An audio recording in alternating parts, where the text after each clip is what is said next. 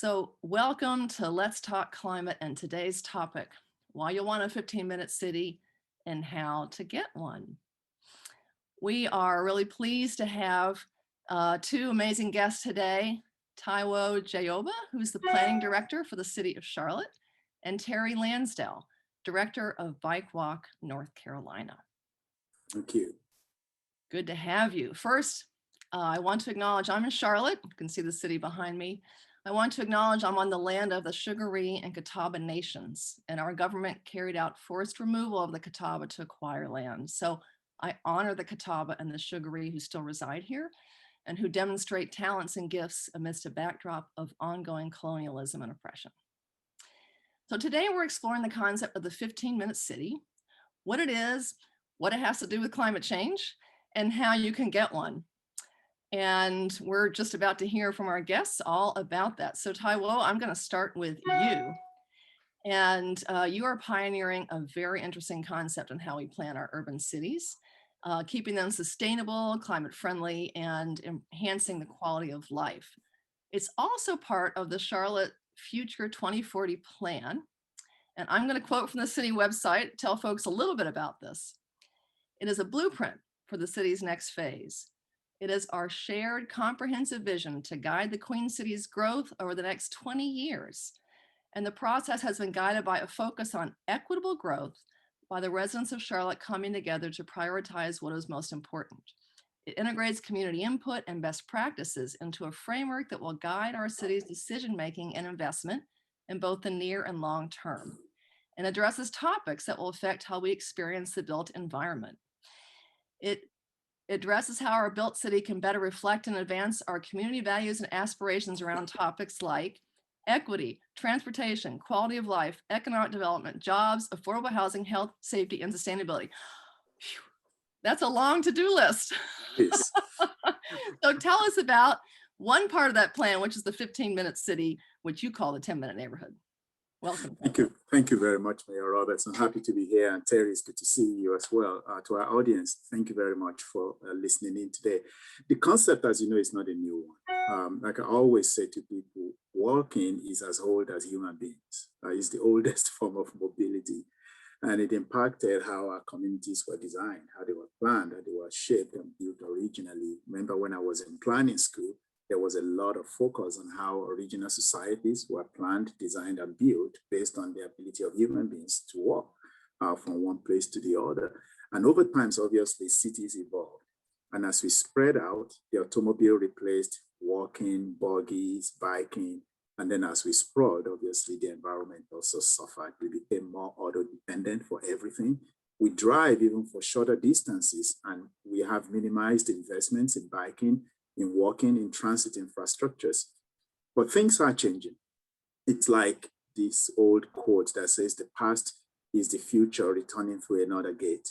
And residents are now placing high values on equitable growth and sustainable communities. So that, during our comprehensive plan engagement, really informed that which became goal number one in our comprehensive plan, which is to create 10-minute neighborhoods. Notice it did not necessarily say 10-minute cities, but 10-minute neighborhoods in our city. So every Charlottean by 2050 will have access to essential amenities, either by walking or biking, or even access to transit services. And that really was informed by what we heard from our community, because I don't know where all our audience members are from, but in Charlotte, we have about 250,000 people who do not drive or have a vehicle. That's a huge number. And so these are elderly. These are elderly people, young people, immigrants, communities of color, and yet they need to feel that they belong in our city. So providing mobility options to essential amenities for them is critical. Hence the reason for that 10-minute neighborhoods. Our residents will be able to access all of these things, or at least one or two of biking, walking, infrastructure, transit services within 10 minutes of where they live, work, or play. This not only makes our city welcoming, it definitely creates healthy and resilient cities. And so we also tied to goal number 7 in the comprehensive plan, which is to integrate the natural and the built environment as well. And so we have cities in this country, Portland is an example in my mind, that diverted funds meant for roadway construction to transit investment. So when people say, how are we going to achieve it? I say, oh, we can do it. Why can't we do the same thing? The goal should be that this particular goal of creating 10-minute neighborhoods should drive future infrastructure. There goes that word, investments. It's very important that we know that the return on investment is huge when we prioritize people over vehicles. While the comprehensive plan has 10 goals, this particular one seems to be that one that threads through every single one of them. So whether your goal is on housing, affordability, accessibility, availability, or whether it's on creating a fiscally responsible city or equitable transit-oriented development, being able to access every part of your city without having to drive saves lives and saves environment. It preserves our future in many ways. So that's why this is a very critical goal in our comprehensive plan, and every city, I believe, should be embracing it. So that was a great overview of what that 10-minute neighborhood, 15-minute city is. And I'm going to bring Terry into the conversation because I saw a lot of head nodding. And Terry Lansdell, you have been such an advocate for biking and walking. And you really come at policy from the activist, the citizen involvement and engagement perspective. And so I'd love to hear how you've helped engage leaders like Taiwo and some of our elected officials to help get this message across as well. And I found that statistic pretty surprising, that 250,000 people don't use cars. That's amazing. It's a great place to start. Absolutely. That alone helps us understand the importance of transit for our community. Really having that many people in our community rely on something else besides a single occupancy vehicle. It's really important to understand how we move, how we grow our neighborhoods, where we live and work and play, and access to those things. On the policy side, it was a big step now 20 years ago when we started a half-cent sales tax to invest in a future we had never seen before. We couldn't imagine in North Carolina to be on the other side of a dream, to know that this was going to happen and it would make our world better, not only here in Charlotte and Mecklenburg, but across the state and nation as well. Those are the kinds of things. And naysayers and policymakers and leaders, we had to get everybody on board. We had to get everybody to understand that this dream for the future, for a transit for all, was their dream. Even though they may never could have envisioned what it would look like today. And we're doing the same thing now with the investments in transit and infrastructure moving forward. Taiwo touched on a couple of things, that there's been kind of a retreat in many respects about how we have investments in active transportation. And I like to call it active transportation more than walking and biking and these kinds of conversations, because 20 years ago, there were no electric scooters, not even shared electric scooters, right? We're seeing so many new types of technology that will embrace this non-vehicular active transportation choice that really needs to be considered in how we design transit systems, how we design our neighborhoods, how we design our roads, and how we design our cities. Those are all this integral part of how we live, work, and play and advance throughout our lifetime. And to be able to live in the same place for an entire lifetime and still be able to thrive and survive. That's what transportation investment does. That's what these kinds of policies that we're working on do for our community. It's important for me to make sure that when we do talk about investments in transit, that we talk about the proximity and the access to it. And that's for me something that I've worked hard on to support the idea that you should never be farther than a quarter mile from a transit stop, that you should have access to a safe, continuous, comfortable active transportation facility, whether that be a sidewalk, a bike lane, a separated facility, a greenway, access to those types of infrastructure and transportation infrastructure allow people to really be successful right there in their own community and get access to their schools, to their shops, to their food sources, to their businesses and recreation as well. It's been an incredible road for us, but we've still got work to do because we may not be able to make it a 10-minute city, but we are making 10-minute neighborhoods. We're developing policies and commitments that make our neighborhoods better. And I think providing those enduring solutions, and you'll hear me say that a couple more times today, but providing those enduring solutions in transportation and infrastructure investment are what going to make, is going to make our city successful moving forward. So thanks for having me here today. No, it's great. A great overview and the connection with transit. Absolutely, we want to make sure we have lots of options. And you just reminded me a little bit of the opposition that we had to that transit tax. Like 3 weeks before we opened our first line, I was a county commissioner at the time. I remember having many debates about the benefits. And, climate change wasn't really in the, everyday language back in 2007 when that line opened. And so I would love to hear from each of you. We have had opponents. We have people who resist change, who like, these old disconnected neighborhoods and don't want things like mixed use, et cetera. Tell our listeners some of the techniques and the ways that you have engaged folks to help them either come along or at least, accept that the city is changing. And Taiwo, you're on mute. Okay, thank you again, Mayor. Terry said something very important, and that is 20 years ago, there were no scooters. There's a lot of things that we did not have 20 years ago. And it's sometimes very hard for people to think, okay, are you talking about 2040? There's some aspirational goals in this plan that, which that are illegal. And I say, it's not illegal to have aspirations. You have to have goals you want to better. The city has done well when we set goals, even though we may not necessarily be there, but we understand the importance of vision and setting them. One of those was what happened in 1998 with our transit sales tax. Looking back now, we're very happy that we made that move because if we did not do so then, it would be more challenging today. I have to say that shifting culture is never going to be easy for people to embrace, especially when there's a perception that that change might affect your properties. And by properties, I mean housing or even vehicles. Both are important, of course, to people. I mean, significant investments, maybe houses more so than vehicles.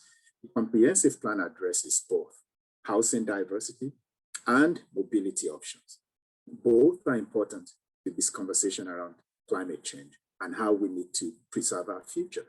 We know that sprawl is not a solution because the more people live apart and live farther away, the more they have to commute and the more the negative impact on the environment. Every evidence is in front of us that compact development is better served by transit or other mobility options. Single family residential areas exclusively are the most difficult and most challenging and most expensive to serve by alternative means of mobility. So it is by educating people, understanding that a shift in culture is never easy. And sometimes thinking about 20 years ahead of us may not necessarily be easy for people to understand that certain things may change. Who would have known 20 years ago that we're going to be using drones to deliver, things today? 20 years come so quickly. And today is the time to start investing in those infrastructure. I would dare say that there is no evidence that single family units create less car trips than non-single family housing units. As a matter of fact, compact development generates less vehicular trips. Density does not necessarily mean overcrowding, and density does not necessarily mean that you're going to have more vehicular trips. And so it's by constantly coming up with these facts, and that's how we've been able to address a number of negatives and naysayers I like also what Terry said about the fact that during the last sales tax, we had to really talk to naysayers and try to get them on board. That's the goal here. We're working very hard to, have a conversation with people who around three things. Number one, single family residential. If you have duplexes and townhomes next to it, does not mean your property value will be ruined. Number two, yes, we do need to make sure that we protect vulnerable residents from displacement, but that's happening today. This plan does help us to mitigate that to a large degree. And then number three, density does not necessarily result in significant vehicular trips as people assume that it does. And so it's really by providing more evidence, information that, and then defeating that until argument. I call it until argument, until we have this, until we have transit. Don't shut a lane of traffic to vehicles and bikes, until we have financial investment.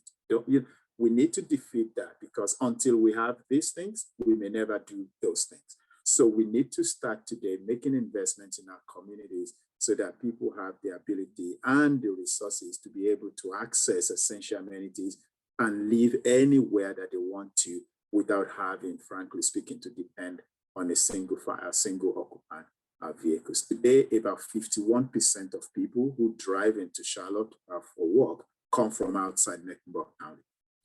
51%. And imagine what happens post-pandemic. If we don't invest in the mobility right now, that 51% will go up. How can we make sure that we have the investment today, either by making sure more people live inside in a compact environment and they rely less and less on their vehicles to do life? That is how we can really be able to have a dialogue with those who may not necessarily agree with the plan today. Yeah, it's, you've got a lot to unpack on that one. I really like the until argument. Again, that's a critical part of the conversation about envisioning a future for everyone and having these enduring solutions come to life through these policy and opportunities for plans like this. You mentioned also that 50% of the traffic, the workforce comes in from outside the county. Well, Mecklenburg County's largest source of pollution is transportation pollution. And in some estimations, 60% of all our pollution, our air pollution in our community comes from those tailpipe emissions. And we've got to do something to reduce those. Car for car doesn't solve all the problems that are associated with Vision Zero about people dying on our roads because of behavioral things that are happening behind the wheel, where their eyes are not in front of their windshield and those kinds of things. But it's a larger question about how we move and engage this community. And I think for us on solving those problems, and we've got something very important here in the silver line, is that there is a concept of the Jane Jacobs walk. And many of you may be familiar with this, about getting people together. And we did this on an event with a Complete Streets project on East Boulevard, where we had charrettes, where we brought people into the community and said, this is what it's going to look like. We had mock-ups and drawings, and people were able to embrace the concepts that we were presenting. Now we have these examples, and I think we are using those examples very well to talk about the solutions work. Like it or not, our average daily traffic volume on this one particular road with a road diet is what we called it, on East Boulevard, for example, we're almost at the exact same average daily traffic volume. But the one thing that's different is that people are not dying on our roads trying to access the parks, their food sources, their retail that's all around them. And talk about that Dilworth, that access to transit. We are creating these 10-minute communities, these 10-minute neighborhoods. We've got some great examples in Charlotte, and we need to continue to promote that. And they need to be more diverse. We need to spread them across the city. And the more we spread them across, the more we're going to connect them. And as people, as we mentioned before, we didn't have the types of active transportation vehicles we had 20 years ago, or 10 years ago, or 5 years ago. But they're allowing us to expand that 10-minute neighborhood from wearing shoes on our feet for that 10-minute access to having wheels on our feet, and making that 10-minute neighborhood exponentially larger. So whereas you can maybe only get a half mile on foot, with a 10 minutes on a bike, you get a couple of miles. And if you integrate that with transit, you can pretty much get anywhere in Mecklenburg County, for example, if you can integrate a bicycle with a bus, and you're never going to be riding much more than 3 miles, much more than that 10 minutes. So the concept of a 10-minute neighborhood, when you talk about integrating it with transit and bicycle facilities and sidewalks and these other continuous linear facilities, your 10-minute neighborhood has an incredible footprint when we provide consistent, comfortable, and connected facilities for people to choose mobility outside of a single occupancy vehicle. You can tell the way that both of you roll off the benefits, you know, everything from health to clean air to lower costs and less, you know, not having to maintain a car, et cetera. I mean, all those benefits, you just roll them off. You can tell that you have been doing a lot of public engagement, that you've got these things down pat. I don't know how many times, Taiwo, I've seen you on so many different public meetings, and it would be great to hear a little bit about how important that public engagement is. And if you can think of an example, because we know from our research at ecoAmerica that when you include some of the ideas that you hear from the community, when you show them that you're listening and using what they say, they feel vested in the outcome and they're even bigger supporters. So I wonder if you could think of an example of something that you amended or changed because of what you heard in the community. That's really good. Thank you so much. First of all, looking in our own city as well, we've got some great neighborhoods in our city. As a matter of fact, I go to speak across the country, and usually when people talk about Charlotte, they don't just talk about the trees. They also talk about our whole neighborhoods, our diverse neighborhoods. We've got places today where we can actually be proud of. Dilworth is an example people talk about regularly, but so is Noda, so is Elizabeth, so is Cherry. These are places where we can really see history, Wilmore, Antwerp. But in looking at those, though, we also have to say, are there really places where today people have access to things within walkable distances and bikeable distances, and even if they have to drive, you know, they drive smartly using electric vehicles, not necessarily having to rely on the fossil fuel driven vehicles. So we learn from our own communities. And so when we've gone out to engage, people have actually pointed to these places that we do have those today. What happened? Why did we stop? And so how can we recreate some of these diverse, walkable, bikeable neighborhoods, mixed density, mixed generation and neighborhoods? I cannot say that there is any complete city out there that we can say just one that we're watching and learning from. It all depends on topical areas. There's an organization called the Big Cities Planning Directors Institute, which brings together planning directors of the 30 largest cities in the country, including Charlotte being the 15th largest city by population, and we learn from one another. So as we were developing a comprehensive plan, we wanted to learn from what they were doing. For sustainability and equity, we looked at Denver, Seattle, and Boston. Their comprehensive plan was focused on equity and sustainability in Denver, in Seattle, and Boston. We brought the planning senior planner down from Portland because their comprehensive plan was also driven by equity to come and speak to our team in terms of how they got to that point. Closer home, though Raleigh and Asheville don't belong to the Big Cities Planning Directors Institute, there were a few things we could learn from them. You will see that the comprehensive plan talked about restorative justice. We had it from the community, and we knew that Asheville was also going in that direction. So we were able to reach out. Good fortune for us that the current city manager there used to be planning director here in Charlotte. So we were able to have conversation with her and her staff about that. Raleigh has some historical communities, and they have what they call neighborhood conservation overlay district that they've had for over 10 years as part of their comprehensive plan. Looking at that to protect some of our historic areas, we also reached out to them as well. We could learn from them as well.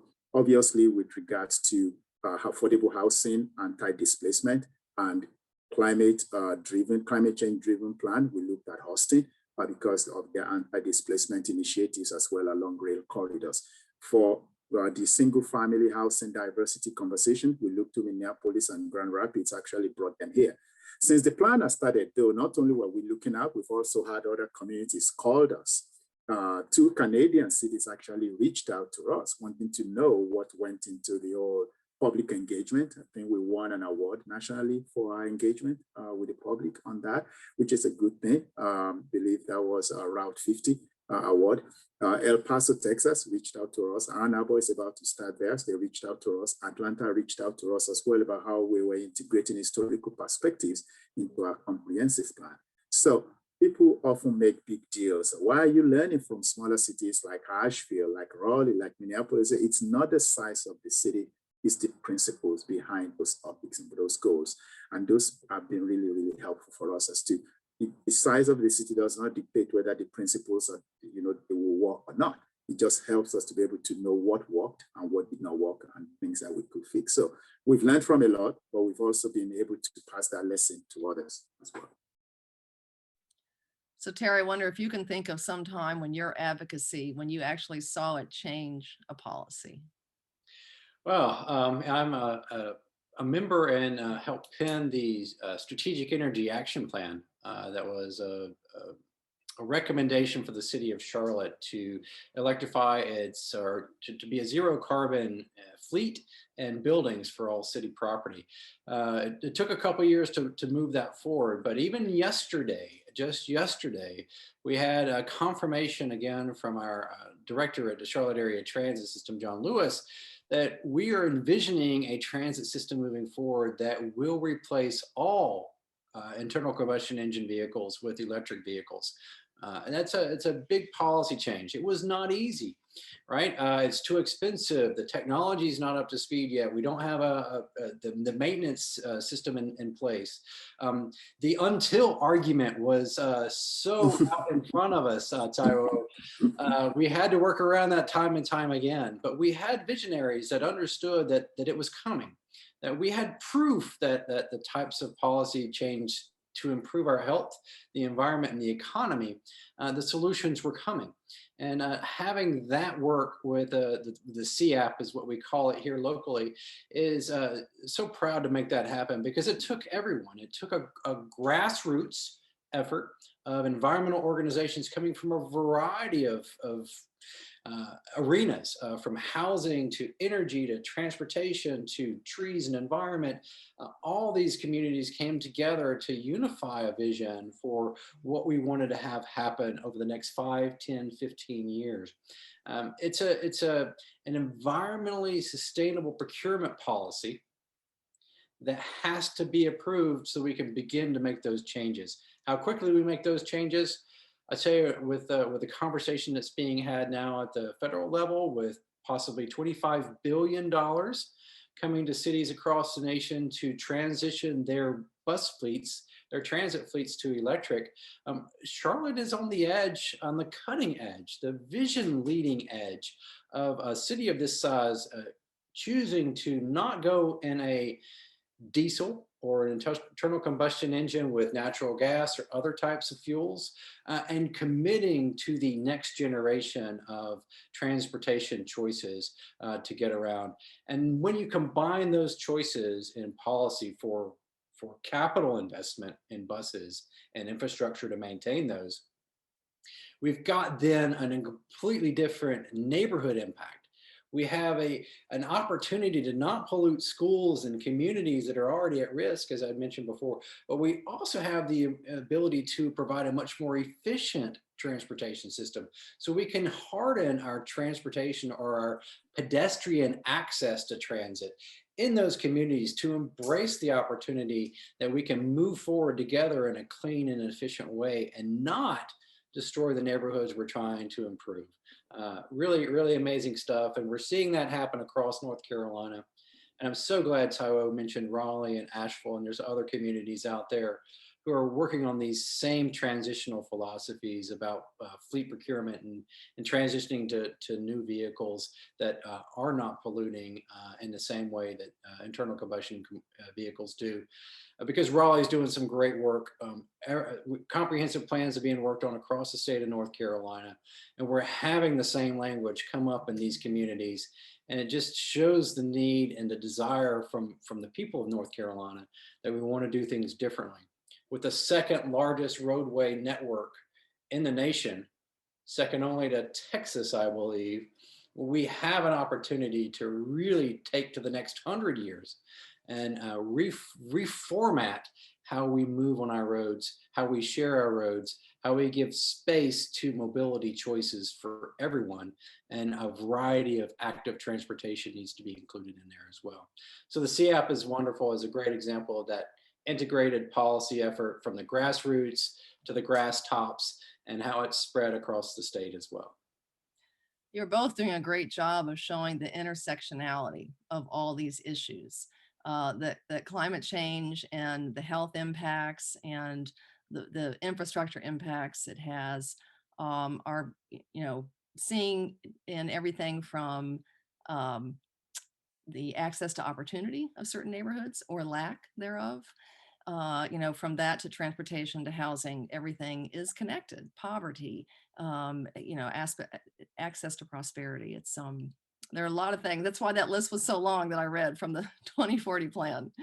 Absolutely. So I have one tough question from the chat from Dustin. And he points out that he sees a lot of leaders, elected officials, et cetera, who don't use transit. And when you are a leader trying to show people what you should be doing, we always talk about walking the talk. But how do you respond to people who say, how come more of our leaders aren't showing us the way? Okay, well, so let me speak to that. I'll use myself as an example. I can't really speak for others. When I worked for a transit agency back in Sacramento, I used to often bother me why some of my colleagues who work in the transit agency were not using transit. So I used to say that we should never provide parking spaces for people who work for transit agencies. They should have transit passes instead. But I moved here in 2015 to work for a private organization, and I worked from home. And so the relief that they provided me just pretty much brought me here to Union County. And, I have 7 children, so I better look for a big place to put my kids. But having said that, though, then I will work from home.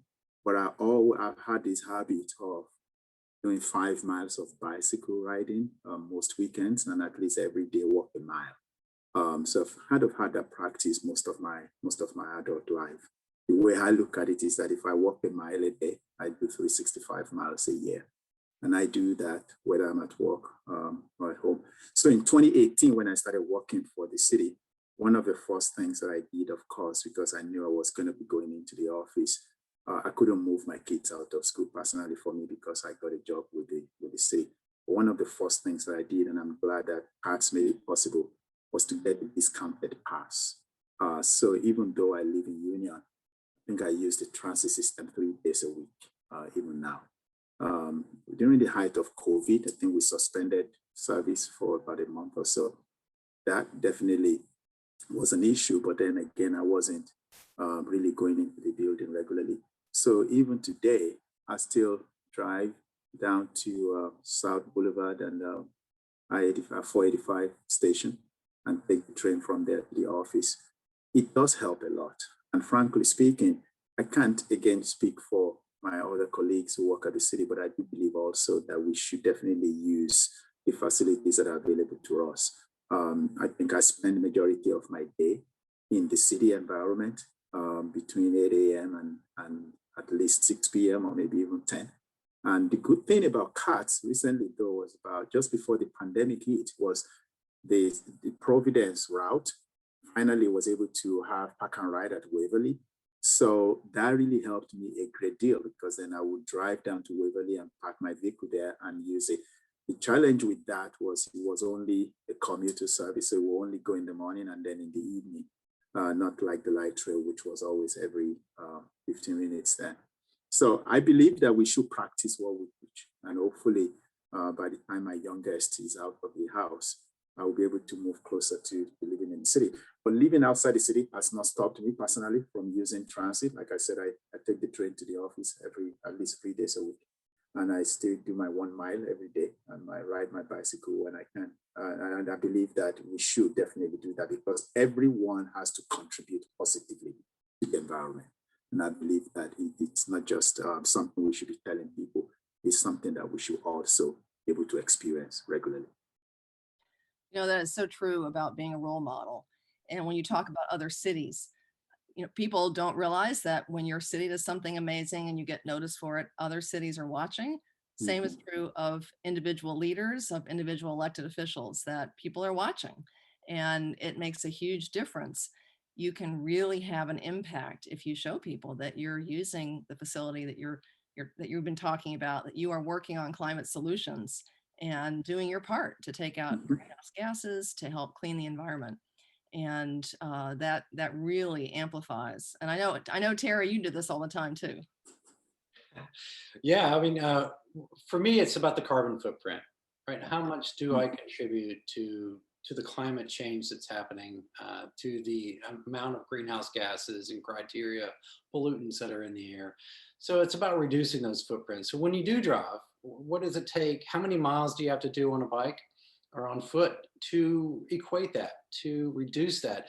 Do you choose to walk to lunch instead of driving to lunch? Do you park closer to a park and ride or a transit stop, and then use your bike to get there, and leave the bike at the park and ride stop in a protected shelter? Having those transportation choices are what it's about for people. And again, for the idea of a 10-minute neighborhood, sure, we may have this opportunity to create everything to have the needs of the community met in this walkable 10-minute neighborhood. But a 10-minute neighborhood with a transit stop or a bike lane or a greenway, all of a sudden your 10-minute neighborhood gets so much bigger. Your access gets so much bigger. Here we have, I learned something new about you, Taiwo, and appreciate you sharing so much of your personal story with us.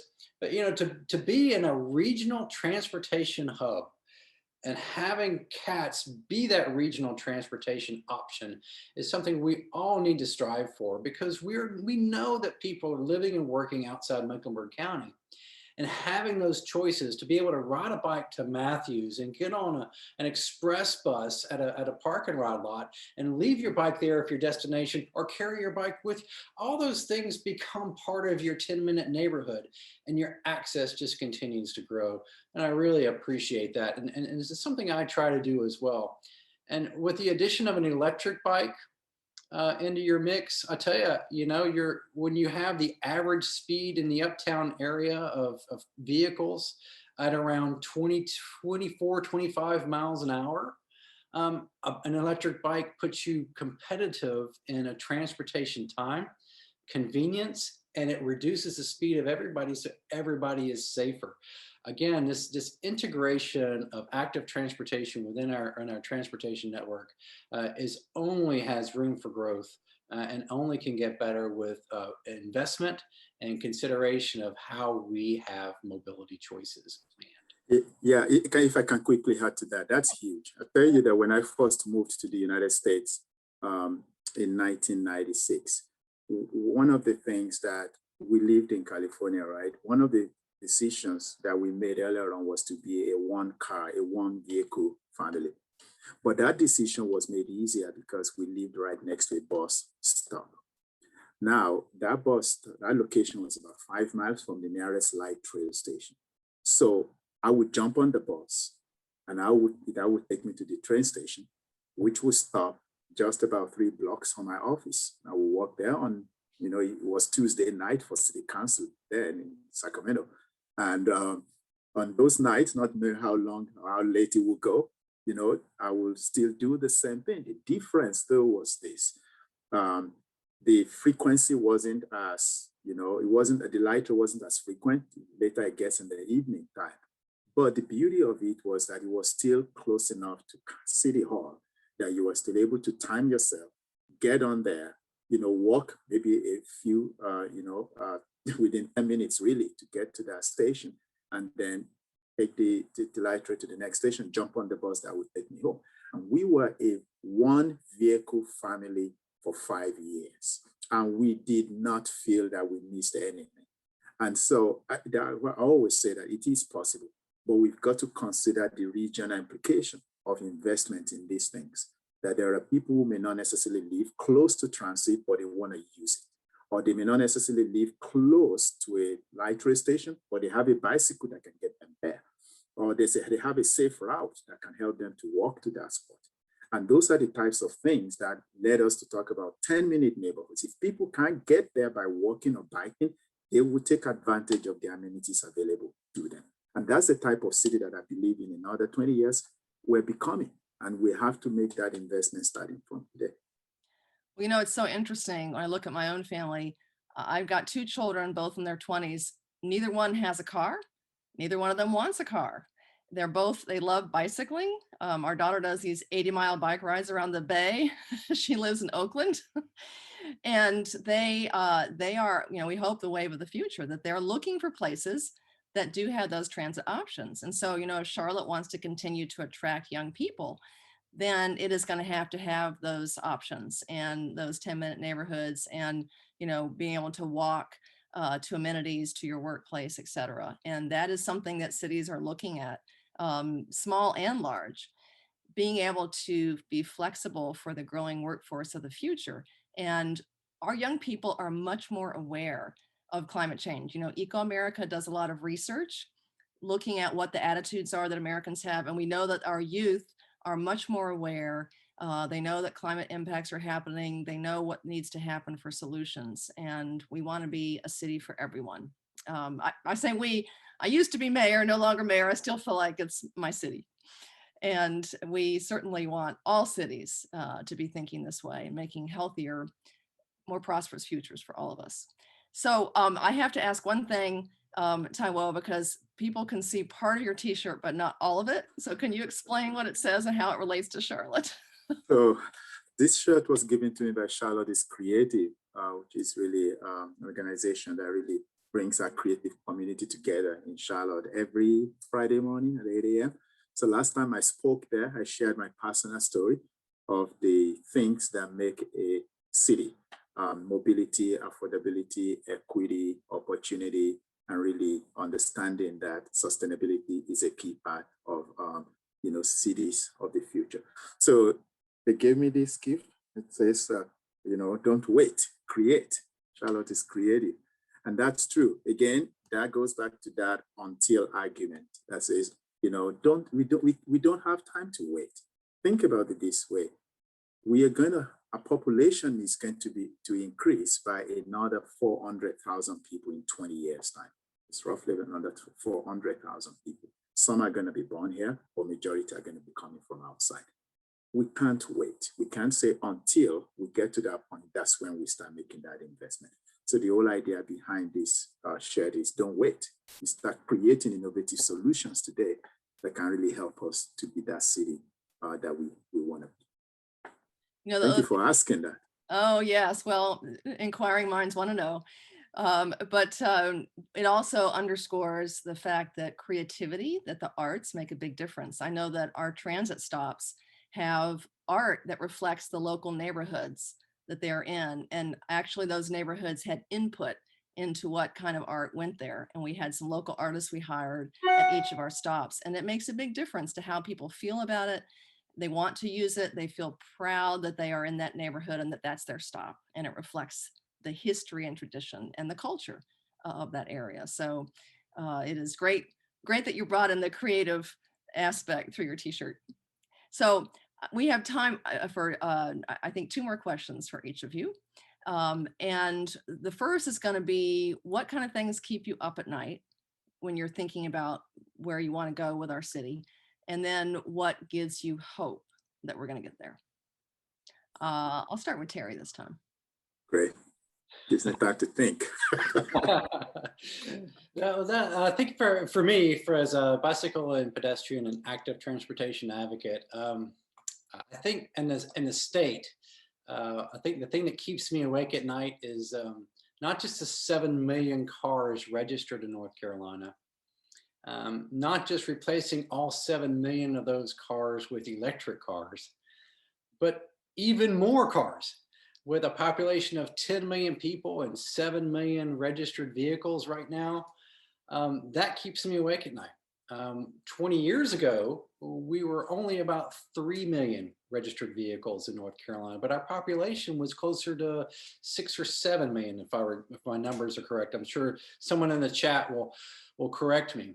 But the evolution of the vehicle as the sole source of economic mobility and stability is really challenging. And the thing that keeps me up at night is the do nothing philosophy that we have in many respects right now of no, we can't do it because it's too much, it's too hard, it's too complicated, it takes too long. The do nothing is going to make our situation even worse. And understanding how we build our roads for vehicles only is just a real challenge. It's cyclists, pedestrians, active transportation users are already excluded from so many roadways in North Carolina and so many roadways in Mecklenburg County. They're called limited access freeways. Those are already part of our off limits. So we need to rely on transit for access to those types of facilities. We need to be able to put bikes on buses. We need to have safe opportunities for that pedestrian interface with transit. Everything else we have to share, we have to be a part of, we have to integrate into our mobility. And that's the positive piece for me. There are solutions to safety, to have a complete street, a street that has an opportunity for transit, trucks, and cars to get where they need to go in a reasonable time frame with a level of service that makes it efficient for them, but also provide a level of service that's safe, comfortable, and efficient for people to use active transportation, for people to walk and cycle to their destination. And having that destination opportunity for types of integrated transportation and mobility choice is really, really critical. I think one flaw that we have when we start really supporting greenways as transportation solutions is that oftentimes we take them away from their destinations, that they really have recreation as their main focus and environmental protection as their main focus. We've got to continue to have access to communities. It's a shame to have a greenway not connect to a source of food or employment or transit. So we have to be able to make a greenway along its entire length, have these intersections with a community and to connect those 10-minute neighborhoods to help create a better 10-minute city. So there's my keeping me awake at night and my hope for the future that we can make it better through proper infrastructure investment. Taiwo, we turn. Yeah, in a way, mine is similar. So I have two fears that keep me up at night, and I have one strong hope. One fear is I'm not afraid, worried that the council will not adopt a comprehensive plan. I'm sure that we will. I am worried that we may adopt a watered down and a compromised plan that really does not do much for our city. That bothers me, and I hope that doesn't happen. I know that we've got the right leadership that would do the right thing. So over the next, several weeks, my team will make sure that we're working very hard with our residents, our businesses, appointed and elected officials to make sure that we have a plan that's even better than the draft that we released, not so compromised that it loses its punch. Because again, we've got to be aspirational, we've got to be bold, and we've got to be innovative. So that's one. The second piece of it ties back to what Terry just said, and that is the Transformational Mobility Network, that we started with, that Mayor Dan chaired for the last year, that talked about bringing together all modes of transportation, greenways, bike trails, walkability, even, improving drivability of our residents, but investment in public transit. We're told that 1 out of every 4 Charlotteans will be 60 years plus by 2030. Definitely, mobility is going to be critical. And it's not just transit. Terry made it a point so powerfully at the end of his statement there, the greenways. Sometimes that's all people connect to quality of life. And it's so important that this Transformational Mobility Network does not just stay on the shelf, but at some point, this community, not just Charlotte, but Mecklenburg County, we see the willingness, we have the willingness to want to do it. and not wait for 2 or 3 years, because the Biden administration now has this infrastructure plan that will generate a lot of funds for us. We need to be able to step forward and say we want to do this. But what gives me hope is when I look at our young people, like you said, Mayor Roberts, that your kids don't have vehicles. The same thing. We've got a daughter who lives in New York, who chose New York simply because she doesn't want to drive and wants to be able to rely on public transportation. Our young people give me hope. A lot of the creativity that comes out of our planning department is not because of Taiwo. It's because of a lot of our young, savvy, design and planning professionals who will send me text messages in the night, ideas or emails or something they read somewhere. They get it. And I have a friend who has no plastic or paper products at home. I mean, they really get this and they are living it. I have another young friend, he might even be on this call right now, who got together with other professionals to design a Charlotte of the future based on innovation and ideas and how this can actually happen. And increasingly, we see people and companies making the choice to live or locate next to transit corridors.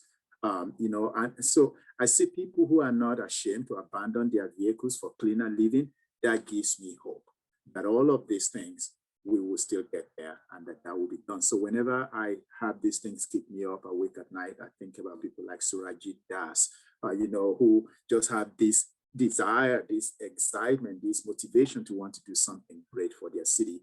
And that gives me great hope. Thank you for asking that question. Well, you are just helping make our point about how important public engagement is. Both of you have said that we get great ideas from everywhere in our city.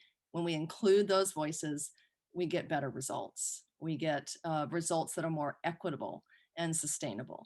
And I want to point out, before I conclude, I want to point out one comment in the chat about how hard it is for people who have to ride transit because they don't have the money for a car. And it's often low-income people of color. So there's a climate justice issue, an environmental justice issue, that they long for a car because it gives them better access that we don't have right now as we are building out that perfect transit system. So I know one of the things that you've talked about, Taiwo, is making sure we do reach all neighborhoods, that we get the buses, and John Lewis talks about this, our transit chief, that we get those buses regular, on time, and convenient for everyone. And that is that justice issue that is so important. So thank you, Deborah, for raising that in the chat as well. And if you want to make one comment on that, Taiwo, you can make one comment. It's so important because 80% of people who use our transit system today use buses. And here's the interesting thing, 79% of those people are people of color. And so when you think about it, rail can't go everywhere, which is why I'm a huge advocate of a huge investment in our bus network. Not just have them running the streets, but running frequently and reliably and beyond 1 a.m. in the morning. They should run regularly. I mean, Terry and I have talked previously about free capping, fair capping, even free fare zone. Those are ideas that were discussed all during the Transformational Mobility Network, that we need to think about this, especially for the majority of our population who use a bus transit system, who cannot afford to buy a vehicle, but they still need to get to work, they still need to get to childcare, they still need to go visit grandma and grandpa, they still need to do quality of life, and yet they need to be able to move around without necessarily dependency on the rail system, but a very fast, frequent, reliable bus network. So I will continue to make a push for that, and I know that Terry is doing the same. Terrific. Well, I could talk to you all forever, but unfortunately we're at the end of our time. And so I'm sure that I'll run into both of you in Charlotte once, the COVID restrictions go away. And so we can have more of these great conversations. But to all the folks listening, we thank you for listening. And Taiwo and Terry, you all have been terrific. Thank you so much for your time today and your knowledge and your passion. Thank you. Thank you for having us. Yes, thank you so much. And so I want to let everyone know that we will continue our Let's Talk Climate series. We have a couple of great ones coming up. May 6th, replicate this, build on other successes to activate your community. And then May 13th, Mother Nature Knows, how to engage communities on natural climate solutions. We also have the American Climate Leadership Summit that is coming up April 27th through 29th, featuring numerous nationally known speakers, a wide range of climate-related topics. Information and registration are available at acls2021.org that you see right there on your screen. So continue to engage with us online with the hashtag Let's Talk Climate. Be sure to subscribe and follow us for the latest thought leadership resources and episodes on climate action and advocacy, because as you heard today, it takes all of us to make a better, more climate-friendly, healthier world for all of us. So from all of us at ecoAmerica, thanks so much for the staff behind the scenes who are doing great things in the chat. Thank you all. Stay well, stay safe, and see you soon.